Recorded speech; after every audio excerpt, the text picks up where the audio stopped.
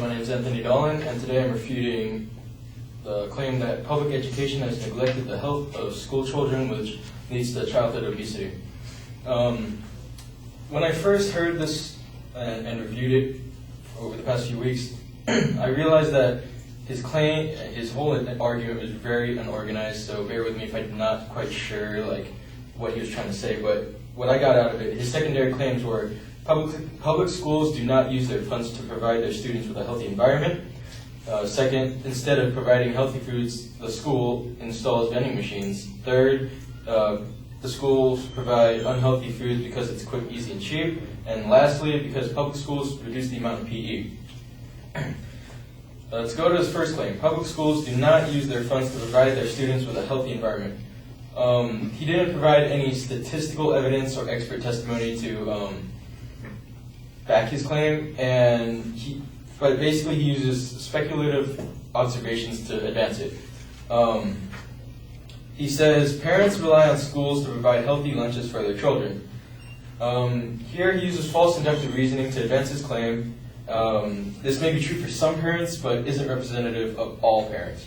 Personally, I know from my own experience that my parents provided me with lunch on a daily basis, and I have plenty of friends, and I'm sure you guys do too, that have parents that provide them with lunches too.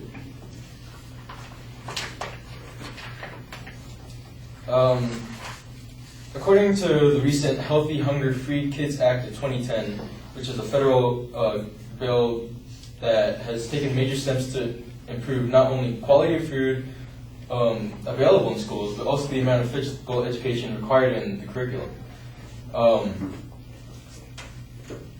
Schools are to serve. The bill states that schools are to serve food that meets the most recent dietary guidelines for Americans. So, if he did research, it probably wasn't recent because this was passed last year, quite early on, actually, and which now guarantees even healthier food in our schools. And also, California has passed legislation in 2005 that required public schools to provide healthier foods. His secondary claim, which is instead of providing healthy foods for children in schools, they're installing vending machines. He argues saying that these machines only offer unhealthy soda and junk foods. This again is not backed up by any physical evidence. In fact, California, again, has passed legislation in 2005 which restricts what type of soft drinks and snack foods are available in vending machines, and to water, low-fat milk, and electrolyte replacing drinks, and vending machines to foods that are healthy and under 250 calories. He states that sodas and junk foods from vending machines are composed of sugar, which is made up of glucose. However, he kind of got mixed up his facts somehow because he's trying to use common knowledge, but he himself mixed up his own common knowledge. The statement's false because soda is actually made using high fructose corn syrup, and in the name it states fructose.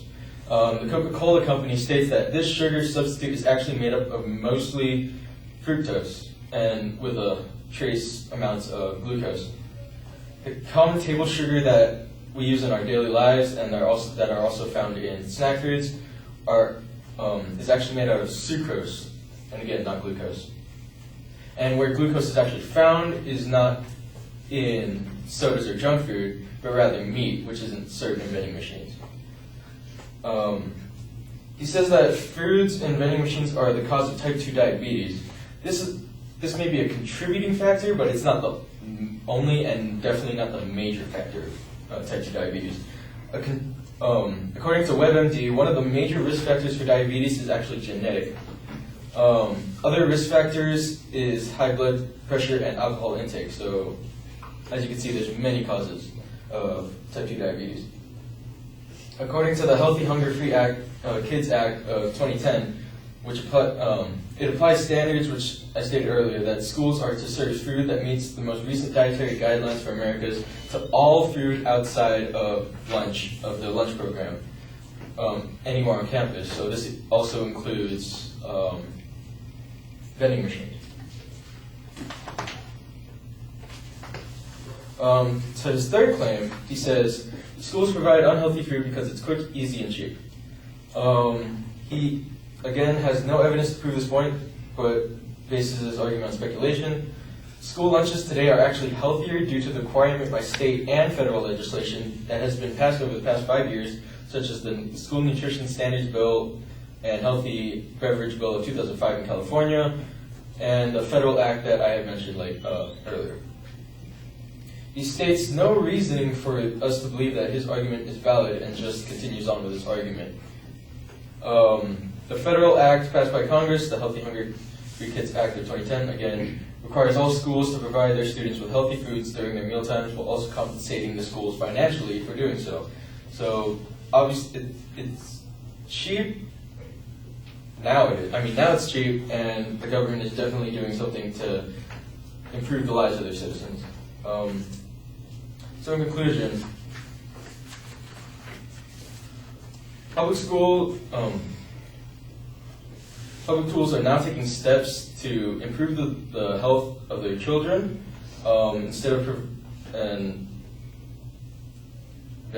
Vending machines are not the sole cause of type 2 diabetes, and the food today is now being improved because of new federal legislation. Thank you.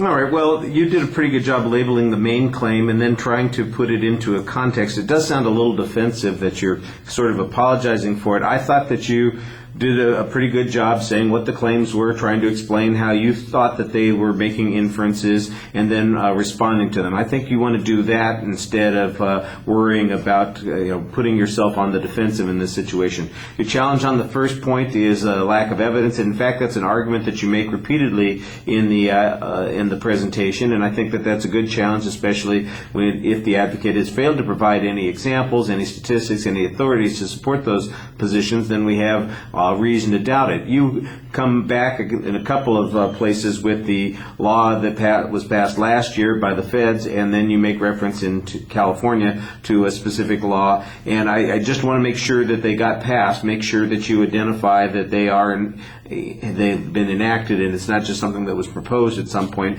because you do rely on it in a couple of places. There are some good causality challenges that you also make. I think that there's not really much dispute on the notion that there are multiple causes. The argument about the vending machines I thought was pretty reasonable, and again, you're applying the California rules in this situation, so that definitely would have to apply only, though, to California. And so is it really an issue that's nationwide that you're challenging on this point?